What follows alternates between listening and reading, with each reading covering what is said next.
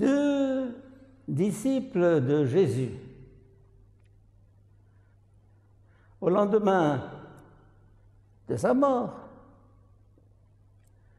rentrent chez eux dans un petit village à 2 heures de Jérusalem que j'ai moi-même visité. 2 heures de marche. Écrasés, déçus, dégoûtés, découragés. Et ils discutent entre eux en chemin.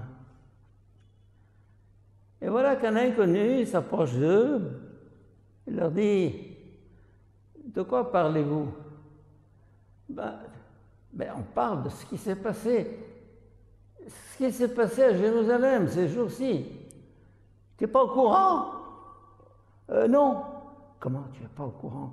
Mais tout le monde parle de ça. Jésus de Nazareth, qu'on espérait prendre en main les destinées de notre peuple, nous libérer de l'occupant romain, il a été flagellé, crucifié, tué, et voilà que nous sommes à plat. Et cet inconnu leur dit: je vais vous expliquer. Et il parle. Il parle. Il parle. Et peu à peu, il commence à comprendre. Ils commencent à comprendre. Et leur cœur est tout brûlant à l'intérieur d'eux-mêmes. C'est ce que nous dit l'Évangile.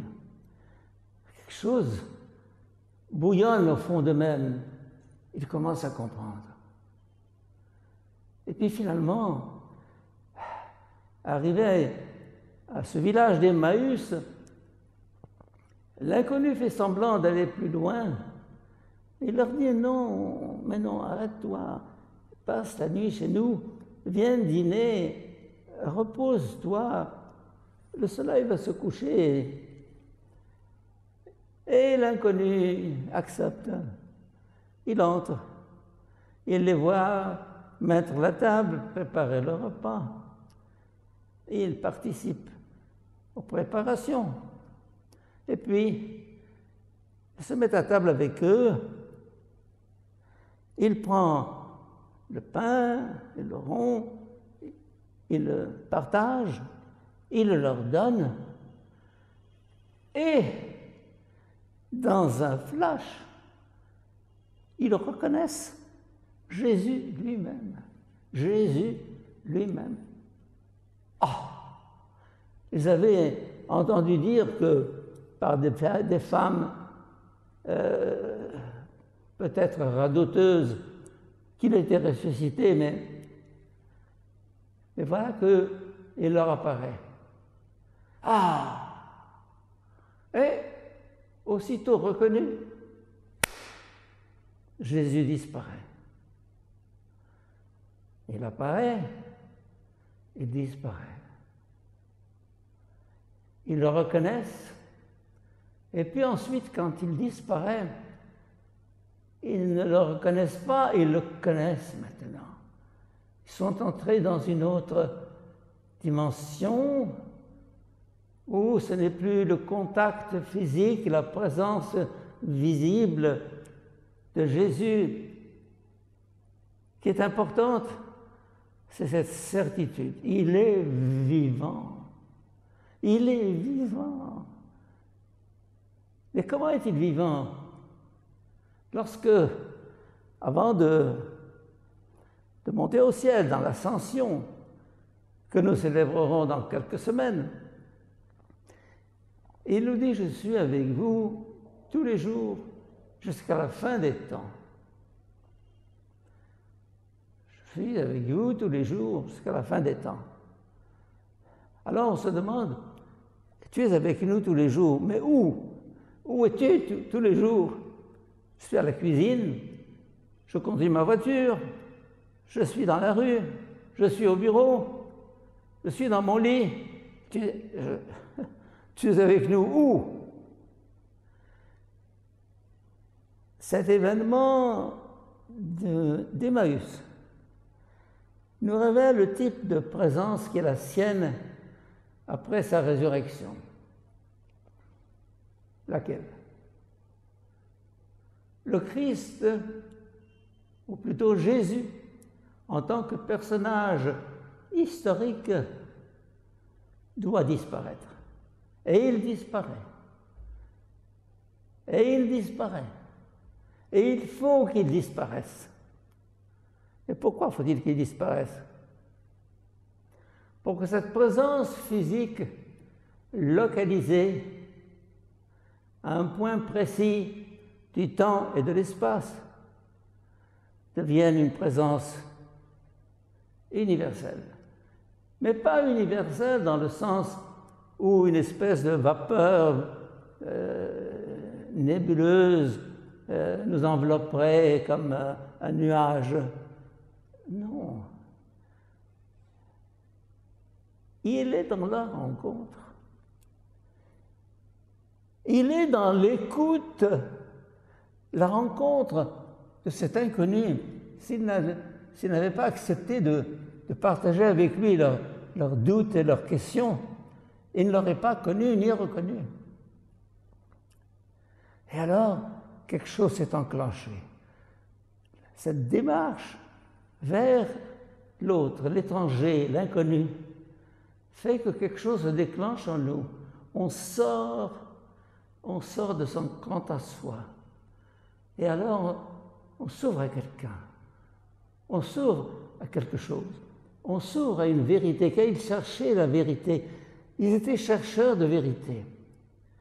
Et à celui qui cherche, il sera révélé. Celui qui cherche trouve, comme disait Jésus. Et alors, déjà, mais malgré cela, ils ne savent pas qui est cet inconnu. Et voilà qu'ils lui disent, mais rentre, dîne avec nous, passe la nuit chez nous. Et il accepte. Et là, ce n'est plus une quête de vérité, une recherche intellectuelle, un questionnement philosophique. Non, c'est un geste simple. Il partage le pain. Il partage le pain. Ce qu'il y a de plus commun, de plus ordinaire, de plus quelconque, le pain. Ce qui est commun, de plus ordinaire, de plus quelconque, le repas, la table. Et voilà que, il le découvre. Et il disparaît. Pourquoi disparaît-il? Pourquoi est-ce que Jésus disparaît au lieu de maintenir cette espèce de révélation, de manifestation où on peut le toucher, le voir, le palper? Il ne faut pas cela. Tu ne le palperas pas, tu ne le toucheras pas, tu ne le verras pas. Car chercher à le voir, c'est chercher à retrouver un passé qui est fini, qui est passé, qui est révolu. Le Christ, ou plutôt Jésus de Nazareth, est mort. Le roi des Juifs est mort, disparu. Et celui qui le remplace est le Christ. Le Christ qui transcende le temps et l'espace, qui transcende le lieu, les circonstances, et que nous pouvons nous-mêmes rencontrer exactement comme les disciples d'Emmaüs. Et comment le rencontrer? En cherchant, en s'ouvrant à une lumière, à une vérité, à un questionnement. Que signifie ce monde? Que signifie la vie? Que signifie ce coronavirus qui est en train de dévaster le monde? Que cherche comme eux cherchaient. Cherche le sens, car il y a un sens. C'est dans une démarche, dans un chemin à parcourir que se révèle la lumière. C'est dans un partage que le cœur s'ouvre non seulement à la lumière et à la vérité, mais il s'ouvre à l'autre, aux autres, au partage. La vérité est un chemin à faire. La foi est un chemin à parcourir. Cet événement d'Emmaüs nous invite justement à nous dire que ce Christ qui nous dit « Je suis avec vous », il est avec nous.